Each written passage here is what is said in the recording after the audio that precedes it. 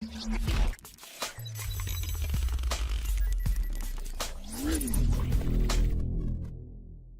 Assalamualaikum everyone. My name is Sarah, and today in this video I would like to share about how the disturbed and undisturbed soil are collected. So I hope you all enjoy the video. Disturbed and undisturbed samples are collected through many sampling methods including test pit, thin wallet sampler, maze sampler, soil penetration test, and cone penetration test. Test pit method is to find the nature of the subsoil strata, is to dig a hole and see.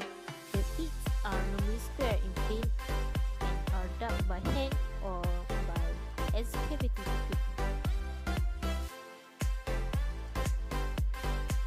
The second method is thin wallet sampler, which is for taking undisturbed cores in very soft to stick clays. Stationary piston to avoid disturbance in overpressure or very soft or loose soils. It's appropriate for sampling above and below groundwater level at 0 to 30 meter depth. And the third is maze sampler. Maze sampler is for obtaining undisturbed core samples used for soil sensitive to destruction, such as soft clay soils. This core barrel has a spring-loaded inner tube assembly. When drilling in soft formation, the core lifter case produces up to 50 mm in front of the bit and acts as a cutting shoe. The soft core is protected from the water push. When coring in harder materials, the spring-loaded inner tube comes under pressure and the inner tube retracts. So now, the core lifter case assumes a normal position. Soil penetration test is the standard penetration test in an in situ test that is coming under the category parameter test. The standard penetration tests are carried out in borehole. The test will measure the resistance of the soil strata to the penetration underground.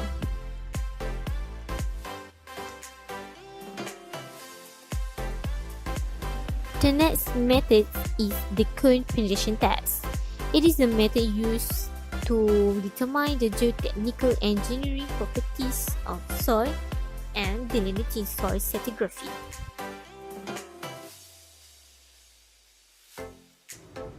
So, we can analyze that undisturbed soil samples retain the structural integrity of the soil and have a high recovery rate within the sampler.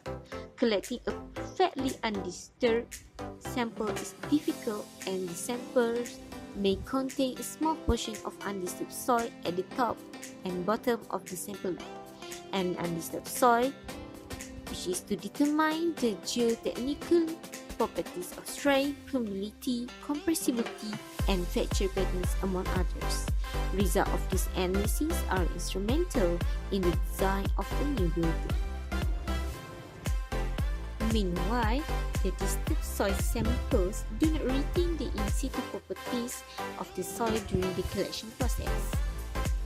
The test disturbed soil sample for soil type and texture, moisture content and nutrient and contaminant analysis, among other evaluations.